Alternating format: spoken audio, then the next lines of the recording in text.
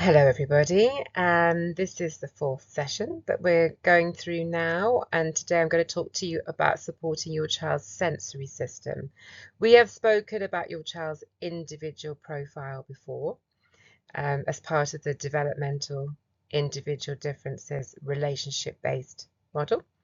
And the individual differences can be anything, whether it's health aspects or family life aspects or cognitive potential. So this part is specifically looking at your child's sensory system. And what I'll do is I'll take you through some of the senses and we'll think about how we can use our knowledge of your child's senses to pull out some activities which they may find really, really helpful. The kinds of activities that either upregulates your child's nervous system so they can be more alert, more able to interact with you, or the kinds of activities that can calm your child's nervous system down when that's what is needed for them at that time. Okay, so we're going to be thinking about the sensory systems and each individual sense so that you can start to figure out, well, what kinds of things can I do with my child in play that will help them to be able to interact with me, to be able to feel calm and regulated. And remember, we talked about the functional, emotional, developmental capacities, starting with being regulated. The sensory piece is really critical for helping your child feel better in their bodies, in their nervous systems, so that when they feel better, they can be calmer, when they're not overly focused on what is happening inside. Maybe they can connect with the world outside of their bodies. And when we do that, we connect with each other. So when a child feels good internally, they're much more likely to be able to share themselves with you socially and then start to move onwards and upwards across this developmental trajectory. So we'll think about the sensory system and I'll go through them one by one, as I said. The first one being the vestibular system. Now, occupational therapists love this one, okay? So hopefully you've heard of the vestibular system before. It's our balance system. And the apparatus are in your ears. So you have your hearing system apparatus in your ears, but you also have your balance system. And you know when you get like an ear infection, you go off balance, that's why. And when children have glue ear, they can also go off balance because the glue ear can impact on how well they take in the sense of movement. And then when the ear's clear, they have an opportunity then to develop their balance further. So just know if you have children who have ear infections or a long history of glue ear, their balance system will be impacted on it. And you can do activities to help that system mature again once their ears are clear. Just the same as you would be doing things to support a child's auditory processing, hearing processing, if they have had their ears cleared after glue ear. So as OTs, we know how important this mechanism is to helping our children be alert, focused, connected in what's going on around them. So we use this one a lot, particularly with small children, where all small children need movement to mature their nervous system, and your children will maybe even need more input because of their developmental challenges. So when we're thinking about the balance system and the kinds of way that we can stimulate it, then we look at your child and go, what is it they're seeking out? What can we learn from what they're already doing? Children know what they need and they know what makes them feel better. So if we have children who are spinning themselves, if we have children who are rocking a lot, if we have children who absolutely only want to be on a swing, if we have children who are upside down, when we're upside down, we get a huge amount of vestibular input stimulation to this apparatus. We also have other activities as well, which I'll talk about in a minute. But when we watch their behavior and we see them moving a lot, then rather than seeing if we can get them to sit, we actually go the other way around and we think, if we give them a high intensity input into this system, will that help them then calm down? Will that help them in their bodies feel better enough to connect with the world outside of their bodies. So we think about activities that stimulate that. We're really careful with children who there's any query about seizures with. So it's really important that if a child if there's any concerns about seizures, then we want to make sure we get some guidance. And many of you who watch this video will be able to get hold of an occupational therapist and give you some advice. Is it safe to spin my child? Because what we don't want to do is stimulate a seizure or make them throw up.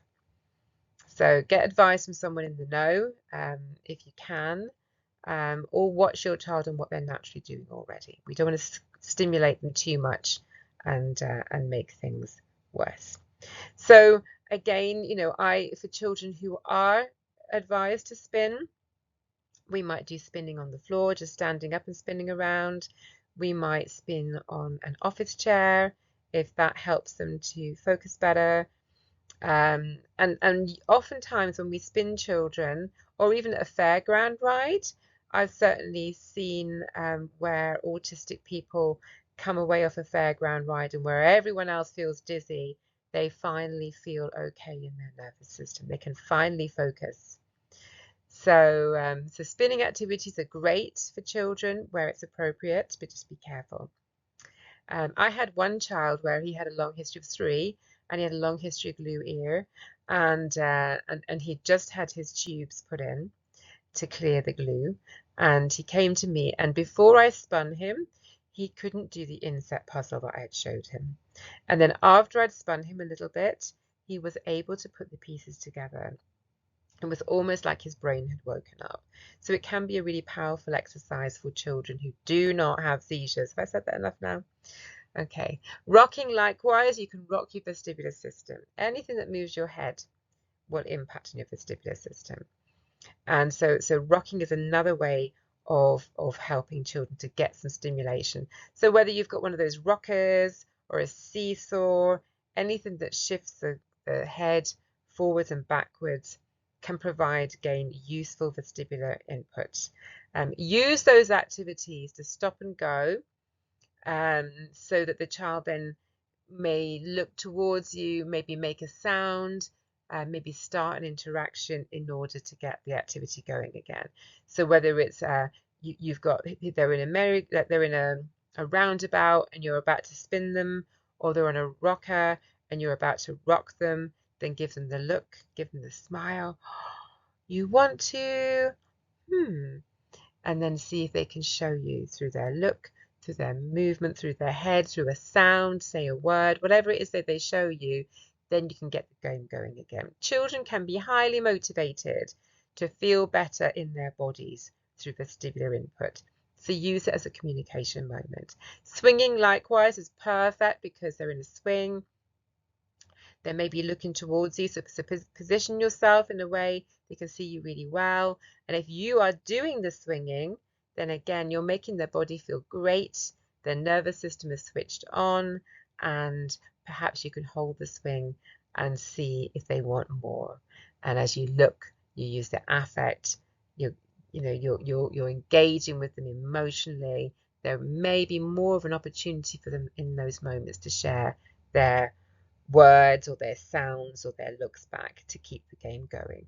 So use these as opportunities for floor time. Children like to be upside down. Some of us, prefer to get other people to hold the children by the ankles and swing them upside down. I used to do it a lot when I was younger. But again, so think about children who really love that rough and tumble play of being upside down. Think about their joints though, and if they've got kind of low muscle tone or joints that are not strong, then that traction when you're holding them upside down might be problematic for them, but most children will be able to manage that perfectly well. Don't bash the head on the floor as well. Okay. The age of insurance claims. Equally, scooters and scooter boards, anything that the child can move themselves forwards and backwards. And bouncing is another way of giving your child vestibular stimulation. So they're bouncing sitting on a gym ball, or they're bouncing on a trampoline, or they're bouncing on the bed if they're allowed. And again, that's giving them stimulation to their nervous system, hopefully helping them to feel more alert. What I tend to do is I tend to match with my affect, with my emotional input, what they are needing from me in order to balance their state of stimulation, their state of arousal. So if they're getting quite excited bouncing in the trampoline, I might get a bit more serious. 1, 2, 3, 4. If they're a little bit kind of shy, I might get a little bit more frivolous. So we can use our affective input, this emotional input, to counter some of the excitement, because we don't want children to get overly excited such that they can't engage. We want them to get a nice balance of focus and excitement whilst we're feeding their nervous system. So you will have heard of sensory diets, or you will soon. And the idea is that your child's digestive system takes in food that feeds the body with nourishment through the food, and your child's nervous system takes in this sensory input that feeds the nervous system as well. And so we use this knowledge of what your child is needing from these activities in order to feed them then so their brain functions better. Okay. Another sense. Many of you will have heard about the proprioceptive system. The receptors are in our muscles and in our joints. It tells a child where they are in the world. They don't have to look at their hands and their feet. They can know where their hands and feet are just through their proprioceptors. Okay, so it gives us our body awareness. Even when the light is off, we know where we are in the room and where our head is in relation to our knees and head, shoulders, knees, and toes, are in relation to each other. So we can stimulate our proprioceptive system through pushing things. We're using our muscles to push things. Through pulling things, we're using our muscles to pull. By stretching our muscles, that can give really good proprioceptive input. Or having people squeeze us, or squeezing underneath things ourselves. That squeezes our muscles, that gives input to our proprioceptors at the same time. So all of these activities help children develop their body awareness. I know where I am because I've had a stretch. You know, sometimes if you're sitting for a long time and you feel a bit sluggish, if you have a stretch, that helps you feel a little bit more alert and aware. That's because we're giving input to our proprioceptive system. And our children, oftentimes, you know, young children anyway, but any child oftentimes will be developing their proprioceptive system. And whilst they're developing their proprioceptive system, we can give them this kind of input that helps them know where they are in the world. And we also know that our proprioceptive system is very linked with our neurotransmitter chemicals in our brain. When we get a cuddle, when we're squeezed by people who we love, it then releases things like oxytocin, serotonin, those neurotransmitters. If we're squeezed in another way and it doesn't feel pleasant, then we might release different neurochemicals as a result. So we want children to feel the positive benefits of this deep pressure input, and children will seek it out. They know what they need. And so children who are seeking out proprioceptive input are the ones who might be hanging off things, you know, like kids who just want to be on the monkey bars all day, hanging, stretching their arms, stretching their torsos. It might be that they're the ones who just want to cuddle you. Give me a squeeze, squeeze me tighter. And maybe they do love you. I like to think that they do, but they also may really benefit from this deep pressure input to their bodies. And again, that can be super soothing and calming, as well as helping children have a good understanding of where their body is in the environment. You may see children who like to squeeze behind furniture, children who want to be under a weighted blanket. They're getting that heavy input into their bodies. Their muscles will need to work against that if they're going to push themselves out. And all the time that's giving them good body feedback and calming input to their nervous system. Interestingly, whilst the child is trampolining, they're also using their muscles. They're getting the vestibular input from moving their heads, but they also get this big deep pressure input to their muscles, which supports their body awareness. So trampolining is a really great activity for your children. And massage. Massage is another one where you're squeezing their muscles, and children really can benefit from that. You may well find that as you're giving their muscles a squeeze, and then you stop and do the social piece. You wait, you look. Maybe they give you their leg. Maybe they say more. Maybe they give you like a hand massage, or like one of those massage bugs to rub along it. These are all wonderful opportunities for getting your child to interact in the moment through this big physical exercise again. So think of ways that you can build in proprioceptive input through the day, pushing the supermarket trolley around when they're bigger, pushing a box around, carrying things which are a little bit heavier, not too heavy because they're only small, but a little bit heavier to work their muscles, wearing a little backpack when they're off to nursery. That little bit of extra weight will help them work their muscles and know where they are in space. So this is another way of thinking, giving big physical input to your children to help their nervous system feel better so that they can function more, as well as supporting them to interact with you more, because you're going to wait, watch, wonder, allow them to share that they want more from you, and use whatever means of communication is to hand for them at that stage. Vision, okay? So again, we're really mindful that some children really struggle with their visual systems. Sometimes children really struggle to make eye contact. We notice that. We don't force it.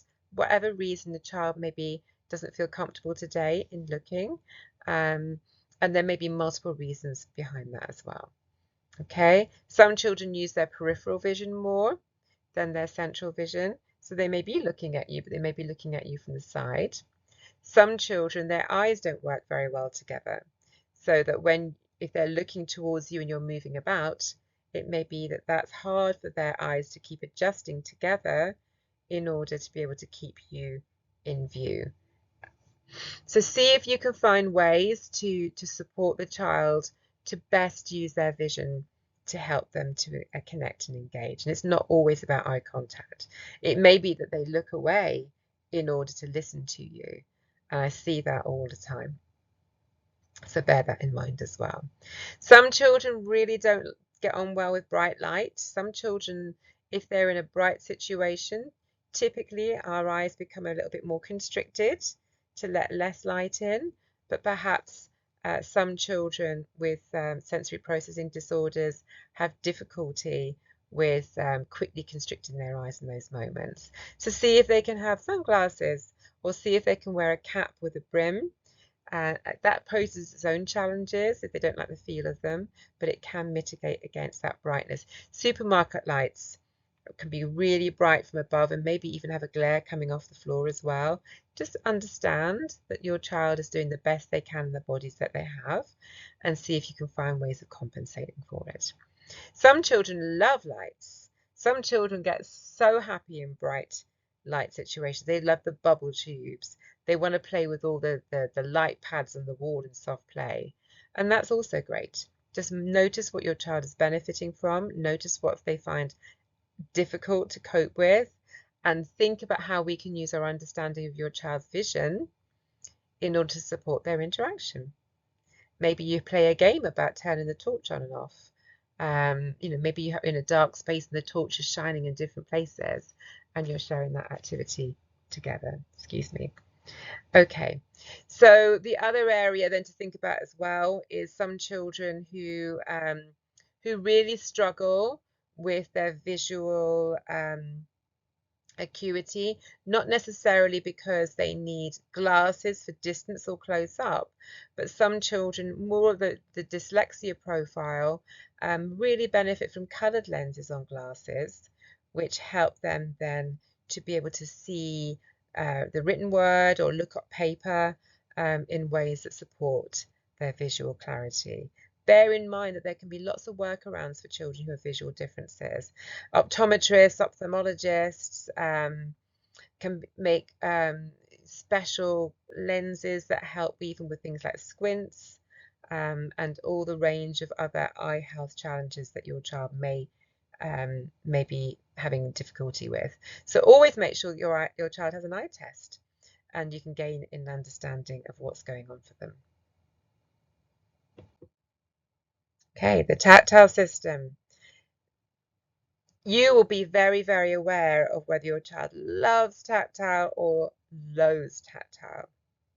I would say about half the children who I work with really focus brilliantly in tactile play. Sand play helps them focus really well. Shaving foam pulls them in. Slime play can keep them going for ages as well. So we can use our understanding of your child's tactile system to help their attention control expand. And whilst they're in play in these situations, again, help them to interact. So if you have a child who loves sand, then be opposite them, be at eye level, play with sand as well. Get your cup and pour the sand out. Maybe pour your sand into their sand. Maybe take your cup and put it underneath their cup so you're catching their sand. Think about ways to make this play interactive. Tactile play really lends itself to being interactive. So this is a great one for those children who love it. Some children love having their feet stroked or their hands stroked or their face stroked. And again, you can do that in a stop-start way. You know, you stroke their face and then you stop and you look at them. Maybe they take your hand and get you to stroke it again. So this is a lovely way of giving children the opportunity to share whether they want that input or not. And obviously this is a talk for parents where it's really appropriate to do massage, face massage, head massage, body massage in order to support that child's tactile experiences through their skin, but also that deep pressure experience through their muscles as well. Really lovely bonding activity that we can do with our children. Okay, water play is amazing and often the first step in this sensory type play, because even with children who don't like the sensation of the stickiness, or children who have to wash their hands instantly, well, water play, you're already washing your hands, aren't you? So water play, again, be opposite them. Do the pouring, get a water wheel, be amazed at how the water is doing whatever it's doing. Share your affect and delight with them. Be at eye level so that they notice you while they're enjoying it, and share your enjoyment as well at the same time. So we think about children being really consumed with sensory play in these early ages, so we're going to use it to our advantage. And we may start with water play for those children who have tactile difficulties. Equally, it's really important, there's always the opposite side, it's really important that children feel understood, so that when when they don't want to get paint on their hands or they don't want to play with the wet sand, then you can voice that for them. Oh, it feels icky, doesn't it? Oh, let's maybe just try it and give our hands a quick wash afterwards. Children are curious, and if you give them a bowl of water next to them, maybe they will try the icky stuff out. And wet wipes are also another great way to work around these issues as well. In time, we want your children to be able to tolerate tactile experiences, because life is full of tactile experiences. So we want to build that up as time goes on. We also, within the realm of tactile thinking, we also know that there's lots of children who struggle with clothing. But they're not making a fuss when it comes to labels, it's just that the labels feel painful for them. So we really want to understand what feels uncomfortable to their bodies. And if it feels uncomfortable, maybe for them it will feel uncomfortable all day long. Maybe it'll feel uncomfortable for the first half hour and then they'll get used to it. But it may feel uncomfortable all day long. So no wonder they want to take their clothes off. Again, we need to help the child understand that safeguarding piece around taking clothes off, and potentially gradually get used to the differences in sensation over time and tolerate them better. In the summer, you need to wear shoes because your feet will burn on the pavement, and in the winter, you need to wear shoes because your feet will freeze to the pavement. Either way, we need to support children to tolerate different sensations on their skin. And just this last piece, thinking about tactile differences in eating, there are many reasons why children don't eat. And there is a talk that we've already done on eating differences and sleep differences. So go back and watch that if your child has eating differences.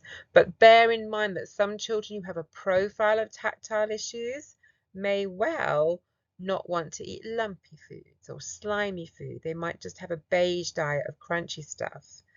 Again, we want to support that child to tolerate a range of sensations so that in time they can broaden their diets. A broader diet is much more health promoting in the long run. The sense of smell, yeah, again, and the sense of taste. And we've talked a little bit about tactile in the mouth. But actually, taste can also have an individual profile for your child. Maybe they only like bland food because they have a really strong sense of taste. Lots of our children will not have a strong sense of taste. They will eat like everything tastes the same. And so having a range of flavors is what they go for. We want more sauce on everything.